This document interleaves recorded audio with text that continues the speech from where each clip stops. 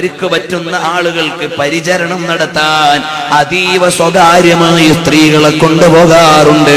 ആ വിധത്തിൽ റസൂലുള്ളാഹിന്റെ കൂടെ പോയ മകളാണ് ഫാത്തിമ റളിയല്ലാഹു അൻഹാ. ഇന്ന് ചില പൊട്ടാസ് സംഘടനകൾ, തീവ്രവാദ സംഘടനകൾ ഇത്തരം ഉദാഹരണങ്ങൾ പിടിച്ച് പെണ്ണിനെ തെരുവിലിറക്കുകയും പെണ്ണിനെ കൊണ്ട് പരേഡ് നടത്തുകയും ഒക്കെ നടത്തുന്നുണ്ട്. ഇസ്ലാമിൽ ഒരു തെളിവും അതിനില്ല.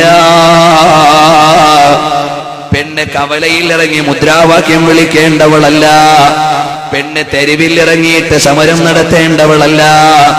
നബി സല്ലല്ലാഹു അലൈഹി വസല്ലമ തങ്ങളുടെ പ്രിയപ്പെട്ട ആയിഷ റളിയല്ലാഹു അൻഹാ എത്ര ദിഷണയുള്ള പെണ്ണാണ്. 2000-ൽ ചില്ലാനം ഹദീസ് നിവേദനം ചെയ്ത മഹദിയാണ്. 4 ഖലീഫമാരും ആയിഷ ബീവിയുടെ അടുക്കൽ വന്നിട്ട് സംശയ നിവാരണം നടത്തിയിട്ടുണ്ട്. 4 ഖലീഫമാരുടെയും കാലശേഷമാണ് വഫാത്തായത്. എന്നാൽ ആദ്യത്തെ ഖലീഫയായിട്ട് എന്റെ പ്രിയപ്പെട്ട ഭാര്യ ആയിഷ ഇരിക്കട്ടെ എന്ന് പറഞ്ഞാൽ ഒരൊറ്റയാളും എതിർക്കുകയില്ല.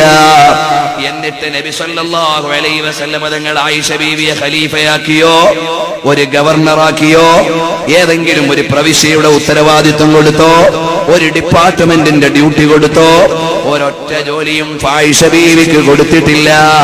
ബുദ്ധിയില്ലാത്തത് കൊണ്ടല്ല, വിവരമില്ലാത്തത് കൊണ്ടല്ല, കാര്യശേഷിയില്ലാത്തത് കൊണ്ടല്ല, ഇസ്ലാം പഠിപ്പിക്കുന്ന പെണ്ണിന്റെ റോൾ അവിടെ അല്ലാത്തത് കൊണ്ടാണ് അല്ലാഹുവിന്റെ റസൂൽ മുഹമ്മദുർ റസൂലുള്ളാഹി സല്ലല്ലാഹു അലൈഹി വസല്ലം തങ്ങൾ തെരുവിലേക്കും അമരത്തേക്കും കൊണ്ടുവരാതിരുന്നത്.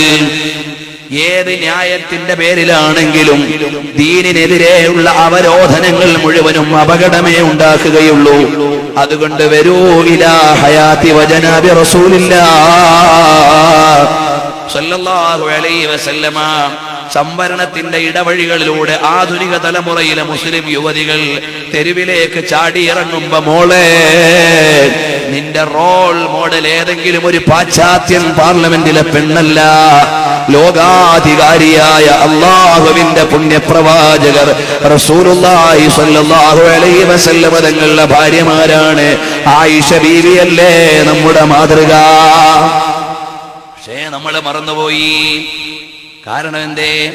ഭൗതികമായ സുഖം മുമ്പിലേക്ക് വരുമ്പോ ആത്മീയതയെ ഹംസിക്കുന്നവർക്ക് ആത്മാവിന്റെ ഭാഷ അറിയില്ല, കടന്നു പോകാനുള്ള നേരമില്ല. ഫാത്തിമ ആയിഷ റളിയല്ലാഹു അൻഹ അധികാരിയായില്ല.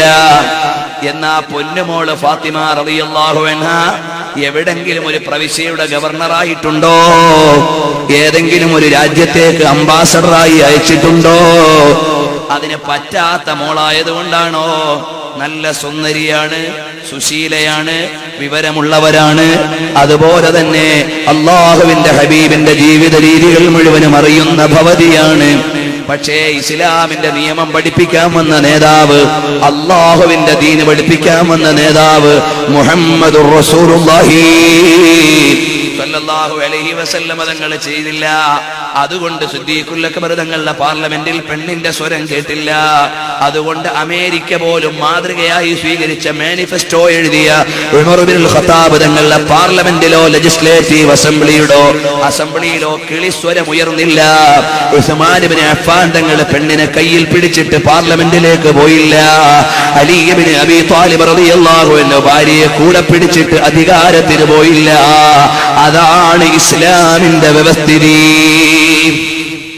ആധുനിക ലോകത്ത് ഇതൊന്നും പറഞ്ഞാൽ നടപ്പില്ല മുസ്ലിയാരെ എന്ന് പറഞ്ഞിട്ട് കാര്യമില്ല മോനെ.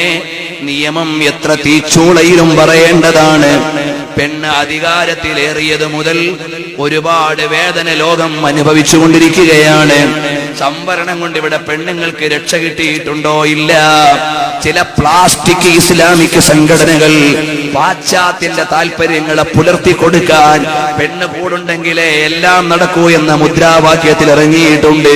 പക്ഷേ ഹബീബ് അത് പഠിപ്പിച്ചിട്ടില്ല.